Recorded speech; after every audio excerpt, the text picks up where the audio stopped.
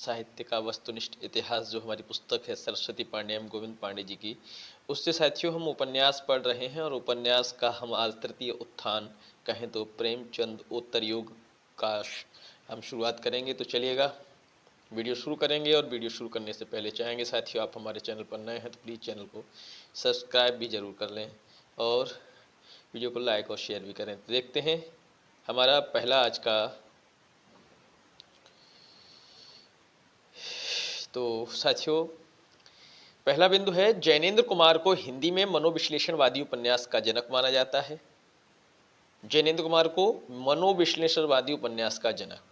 Doctor Gopal Rai के अनुसार इलाचन जोशी को हिंदी में मनोवैज्ञानिक उपन्यास का पुरस्कर्ता माना जा सकता है।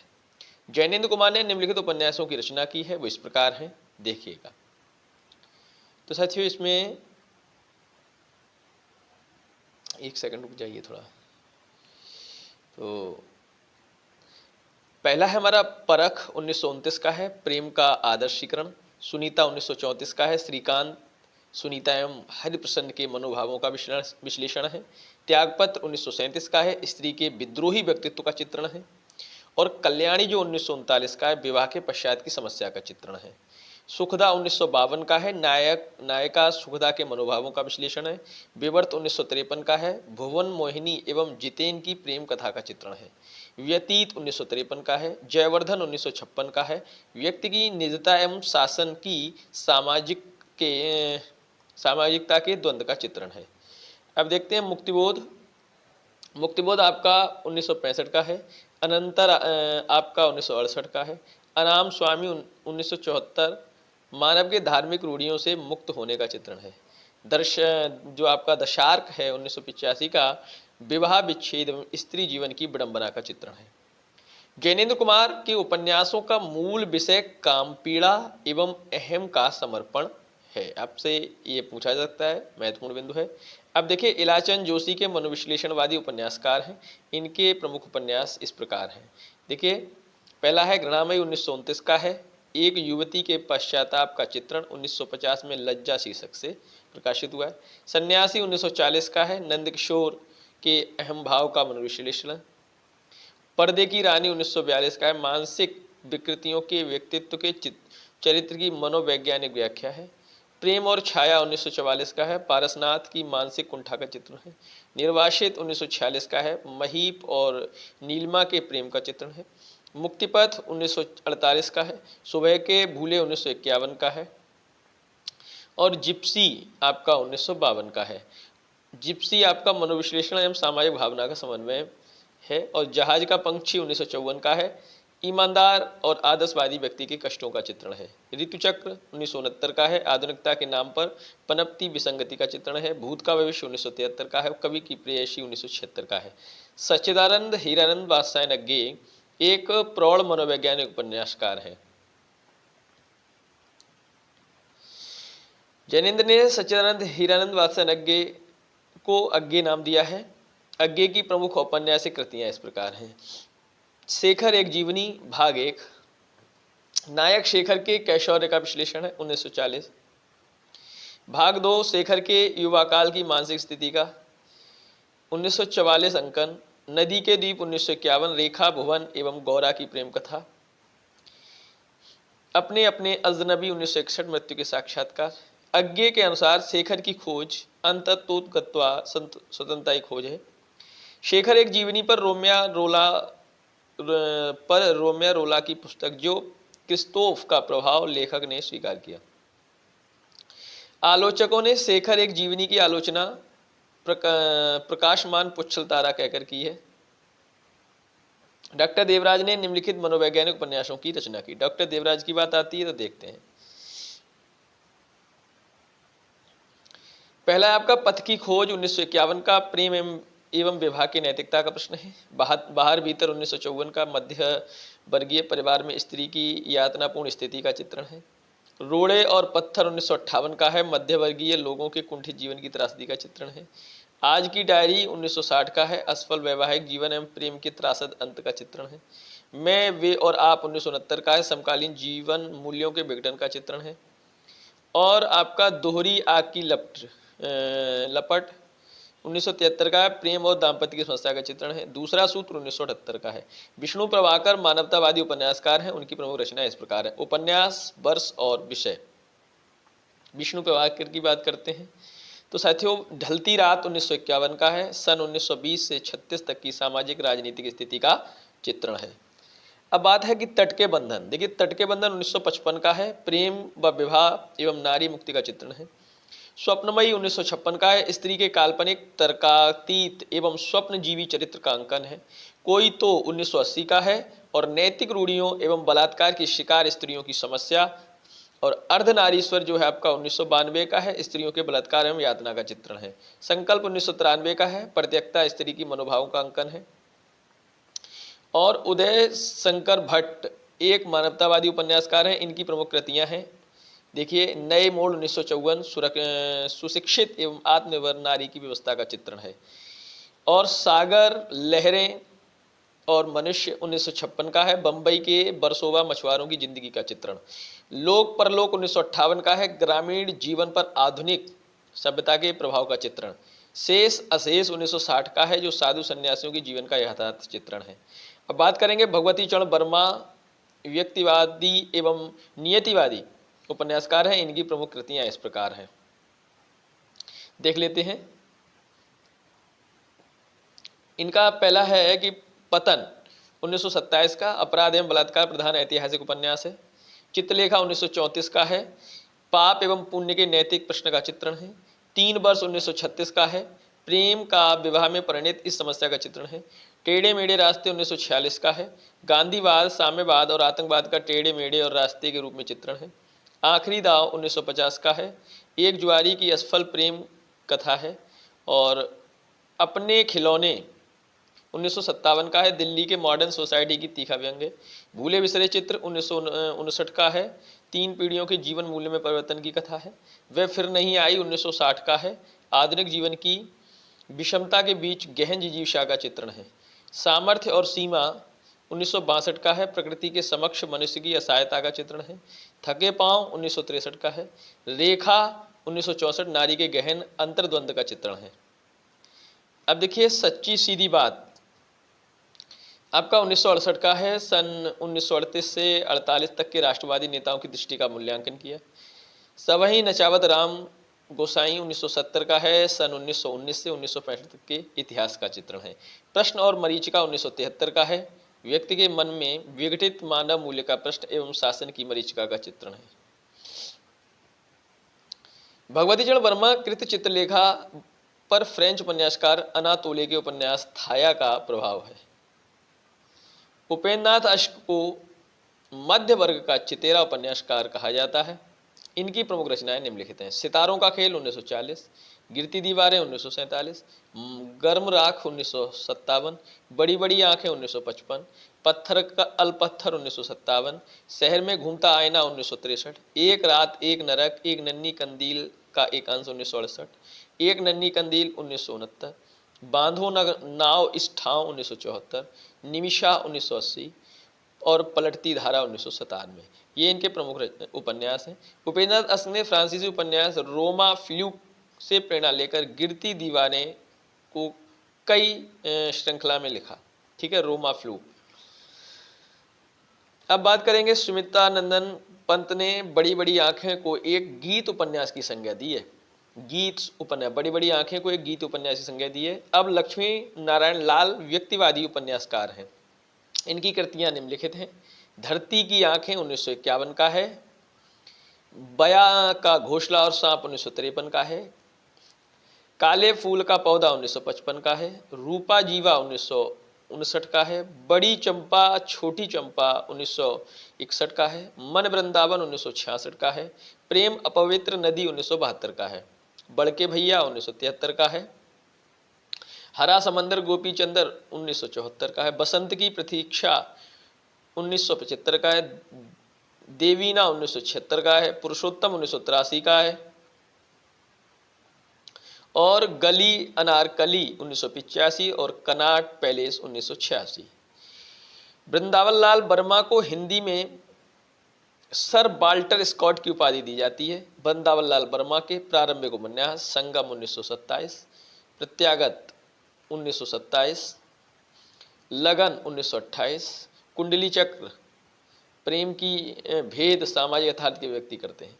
वृंदावन लाल वर्मा के ऐतिहासिक उपन्यास बुंदेलखंड के मुस्लिम शासनकाल की पृष्ठभूमि पर आधारित हैं, जो निम्नांकित हैं।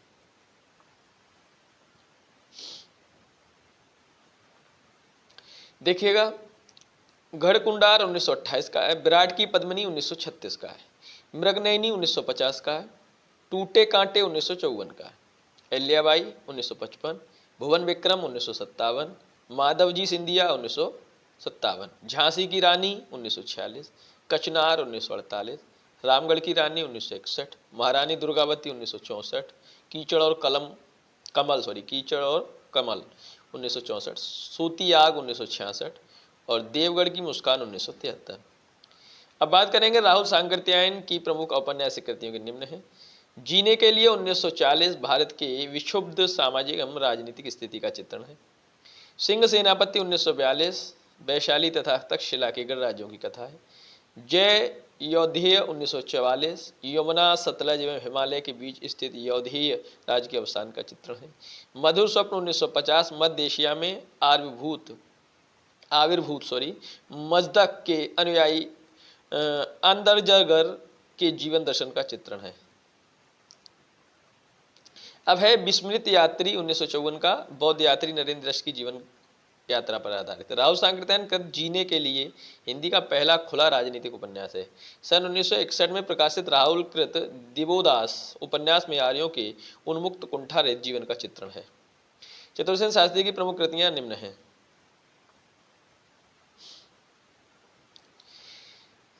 अब देखिए, वैशाली की नगरवधु 1949 का है। बुद्धकालीन सांस्कृतिक एवं राजनीतिक चक्राहट का चित्रण है। रक्त की प्यास 1951 है। आलमगीर 1954 है। वयम रक्षामा 1955 है। आर्य अनार्य देव दानव आदि संस्कृतियों का संघर्ष एवं समन्वय की कथा है। सोमनाथ 1955 का है। शिवोपासना के विकास एवं राजपूतों की मानसिकता का चित्रण है। गोली 1956 का है। देसी रियासतों के शासकों की रणित विलासिता का चित्रण है। सोना और खून 1966 का है। रांगे राघव की प्रथम रचना सन 1946 में घरौंदा शीर्षक से प्रकाशित हुई। यह परिसर विश्वविद्यालय जीवन पर लिखा हिंदी का प्रथम उपन्यास है। रांगे राघव ने 3 कोटि के उपन्यास की रचना की है, जो निम्न है। जीवनी परक उपन्यास, ग्रामीण एवं नगरीय यथार्थवर्ष के उपन्यास। तो देखिए, हम पढ़ते हैं पहले जीवनी परक उपन्यास। देवकी का बेटा, यशोधरा जीत गई, लोई का ताना, रत्ना की बात, भारती का सपूत 1954, लखमा की आंखें 1957, जब आवेगी कालघटा 1958, धूनी का धुआं 1959। इसके अलावा देखिए, ग्रामीण अंचल की है। हुजू 1951, सीधा सादा रास्ता 1951, कब तक पुकारूं 1957, राई और पर्वत 1958, छोटी सी बात 1959, पथ का पाप 1959, धरती मेरा घर 1960, आखिरी आवाज 1962। ऐतिहासिक उपन्यास मुर्दों का टीला 1948 मोहनजोदड़ो सभ्यता की पृष्ठभूमि पर आधारित है। प्रतिदान 1950 महाभारती युग के ब्राह्मणम क्षत्रिय के संघर्ष का चित्रण है। चीवर 1951 का हर्षकाल के हिरासमान भारतीय सामंतवाद का चित्रण है। अंधेरे के जुगनू 1953 का है। दास प्रथा को बचाए रखने के लिए कुलीन वर्ग के प्रयत्न का चित्रण है। पक्षी और आकाश 1957 का है। राह न रूकी 1958 का है। महावीर स्वामी एवं बुद्ध के जागरण की कथा है। रांगे राघव का कब तक पुकारूं उपन्यास जरायम पेशा कन्नड़ जाति के जीवन यथार्थ से संबंधित है। रांगे राघव का विषाद मठ 1946 बंगाल के अकाल पर आधारित है। अमृतलाल नागर के उपन्यासों को रामविलास शर्मा ने हिंदी के गैर मानक रूपों का पिटारा कहा। अब देखिएगा, अमृतलाल नागर के प्रसिद्ध उपन्यास। महाकाल 1947 का है। बंगाल के अकाल की त्रासदी का चित्रण। सेठ बांकीलाल 1955 का है। बूंद और समुद्र 1956 का है, जो लखनऊ के चौके के रूप में भारत की विभिन्न छवि का चित्रण है। शतरंज के मोहरे 1959 का है। अवध के नवाबों के हिरासोन्मुख जीवन का चित्रण। सुहाग के नूपुर और 1960 का है। मध्यकालीन कुल वधुओं एवं नाहर वधुओं का चित्रण है। अमृत और विष 1966 का है, भारतीय गणतंत्र के 15 वर्षों का राजनीतिक एवं सामाजिक चित्रण है। 7 घूंघट वाला मुखड़ा 1968 का है, मसरू बेगम के नारी हृदय का चित्रण। एकदा नैमिषारण्य 1972 का है, आचार्य भार्गव सोमाहुति नैमिष आंदोलन एवं सांस्कृतिक पुनर्जागरण का चित्रण है। मानस का हंस 1972 का है, तुलसीदास की जीवनी एवं व्यक्तित्व पर आधारित है। और नाच्यों बहुत गोपाल 1978 का है, भंगी समाज का इतिहास एवं उसके वर्तमान जीवन की नारकीयता का गहरी संवेदनात्मक साथ चित्रण है। खंजन नयन 1981 का है, सूरदास के जीवन और व्यक्तित्व पर आधारित है। बिखरे तिनके 1982 का है। अग्निगर्भा 1983 का है। करवट 1985 का है। अब देखिए पीढ़ियां 1990 करवट उपन्यास के अगले चरण के रूप में। आचार्य हजारी प्रसाद द्विवेदी एक ऐतिहासिक उपन्यासकार के रूप में प्रसिद्ध हैं। इनके उपन्यास निम्नलिखित हैं। देखिए पहला जो है बाणभट्ट की आत्मकथा 1946। बाणभट्ट की निपुणिया आधार है ये। प्रेम का उदात्तीकरण एवं हर्षकालीन सामाजिक एवं राजनीतिक एवं सांस्कृतिक स्थिति का चित्रण है। चारु चंद्रलेख 1963 का है, राजा सातवाहन चंद्रलेखा 12वीं-13वीं सदी के सांस्कृतिक एवं राजनीतिक स्थिति का चित्रण है।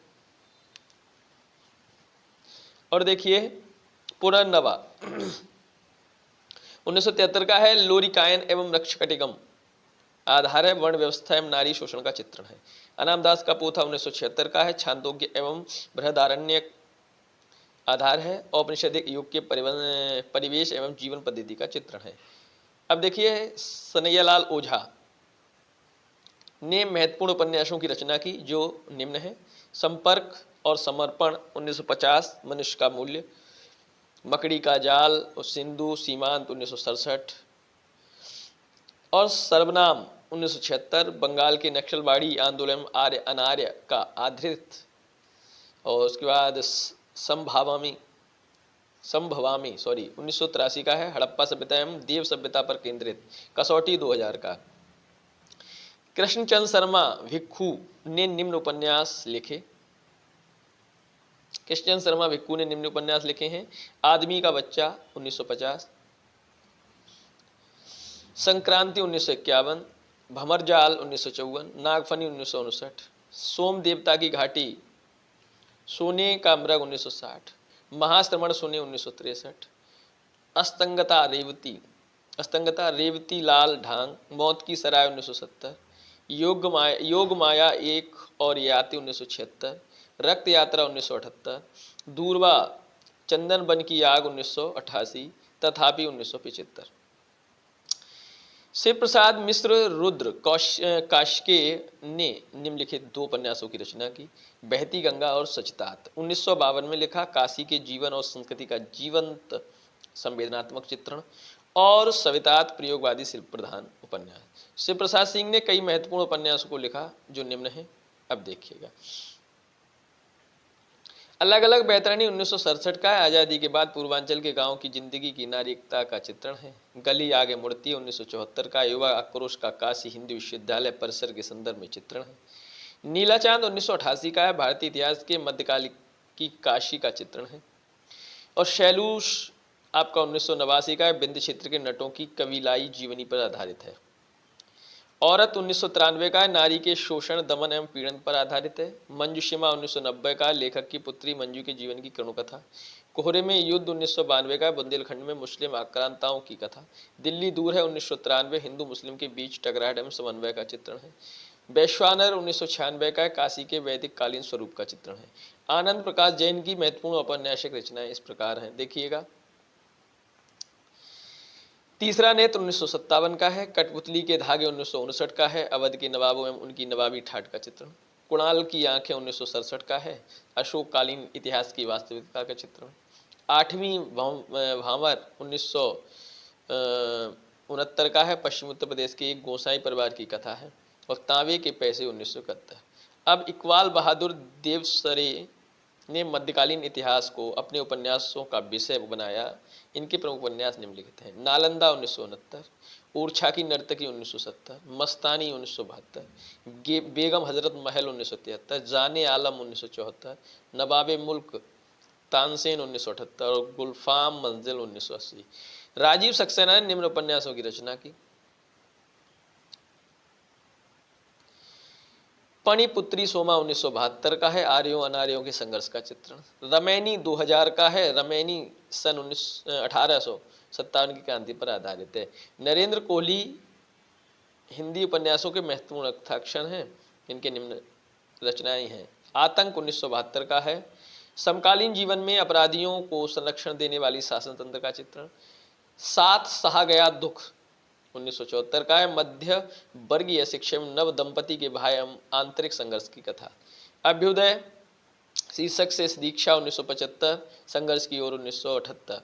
ठीक है, अब देखिएगा दो खंड में है, और अवसर 1976 है, बंधन 1988 है, अधिकार 1990 है, और कर्म 1991 है, धर्म 1993 है। अभ्युदय सीख सकते हैं दो खंडों में, महासमर 8 खंड में है ये, है ना। संघर्ष की ओर 1978, युद्ध 1979, अंतराल 1995, प्रच्छन्न 1997, प्रत्यक्ष 1998, निर्बंध 2000। ठीक है, कौन सा आपका ये अभ्युदय जो शीर्षक से है, किनका ये, नरेंद्र कोहली जी का। ठीक है, अभिज्ञान तोड़ो कारा तोड़ो 2 भागों में है। पहला देखिए, अभिज्ञान 1981 कृष्ण सुदामा की मित्रता का नया चित्रण है, और तोड़ो कारा तोड़ो 2 भाग हैं, 1992 और 93। विवेकानंद की जीवनी पर आधारित, विवेकानंद की जीवनी पर आधारित दोनों हैं। ठीक है, दोनों भाग। नरेंद्र कोहली ने अभ्युदय में राम कथा को तथा महासमर में महाभारत की कथा को नए संदर्भ में प्रस्तुत किया है। वीरेंद्र कुमार जैन ने अनुत्तर योगी की रचना 4 खंडों में की, जो क्रमशः 1974 प्रथम भाग, 1975 द्वितीय भाग, 1978 तृतीय भाग और 1981 चतुर्थ भाग में प्रकाशित हुआ। वीरेंद्र कुमार जैन का अनुत्तर योगी। अब देखिए, वीरेंद्र कुमार जैन कृत अनुत्तर योगी महावीर स्वामी के जीवन एवं उनके सांस्कृतिक आध्यात्मिक अवदान पर आधारित है। शरद पागरे की महत्वपूर्ण कृतियां इस प्रकार हैं। उपन्यास गुलारा बेगम 1984 का है, शहजादा खुर्रम और गुलारा बेगम की प्रेम कथा का चित्रण है। गंधर्व सेन 1987, उज्जैनी नरेश गंधर्व सेन के रोमांस एवं शौर्य का चित्रण है। बेगम जैनाबादी 1996, नृत्यांगना जैनाबादी और मुगल बादशाह औरंगजेब की प्रेम कथा का चित्रण है। अब देखिए अन्य महत्वपूर्ण ऐतिहासिक उपन्यास एवं उपन्यासकार। रघुवीर शरण मित्र आग और पानी 1954, ढाल तलवार, ओस के आंसू, पहली हार 1955, उजला कफन, राख की दुल्हन, कांपती आवाज, दिन रोया रात हंसी, तब का तेज रूप के जाल, प्यास की शोले, सोने की राख 1957, बलिदान, रंग बिरंगे चेहरे, सदा सदा के प्रश्न। अब देखिए इसमें प्रताप नारायण श्रीवास्तव का उपन्यास है बेकली मजार 1957, शिव सागर मिश्र का है राज तिलक 1961, मगध की जय 1962। मनु शर्मा के उपन्यास देखिए, द्रौपदी की आत्मकथा 1974, द्रोण की आत्मकथा 1976, कर्ण की आत्मकथा 1978, अभिशप्त कथा 1982, शिवाजी का आशीर्वाद इसमें सन्नी दिए, कृष्ण की आत्मकथा 8 भागों में, और गांधारी की आत्मकथा 2004 का है। राम कुमार भ्रमर फौलाद का आदमी 1969 और कांच का घर 1971, जयशंकर द्विवेदी महाकवि कालिदास की आत्मकथा 1987। आनंद शर्मा इतिहास के नूपुर, रस कपूर 1995, एक और भीष्म, नरवध सुप्यारदे 2003, अमृत पुत्र 2006। बच्चन सिंह की है सूतोबा पुत्रोबा 1998 और पांचाली 2001।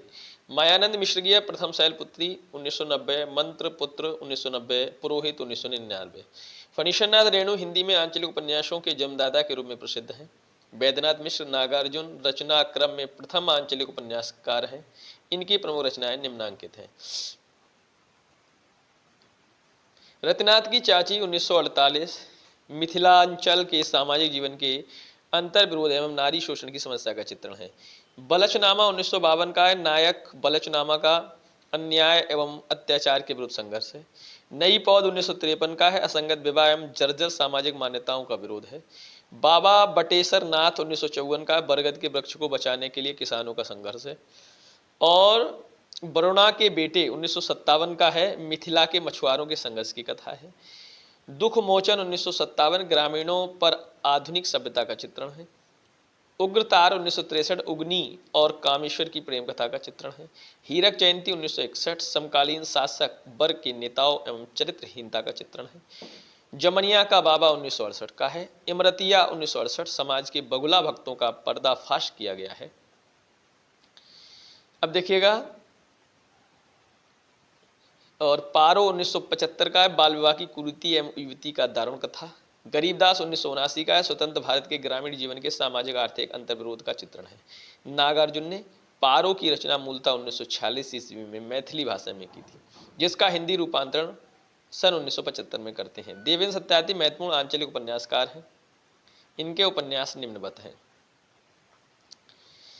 देखिएगा, देवेंद्र सत्यार्थी के उपन्यास हैं रथ के पहिए 1953, मध्य प्रदेश के गोंड जातियों का यथार्थ चित्रण, कठपुतली 1954, नाटक और रंगमंच से जुड़े कलाकारों की साधना का चित्रण, ब्रह्मपुत्र 1956 ब्रह्मपुत्र के माजुली द्वीप और दिसांग मुख के निवासियों की संघर्ष कथा है।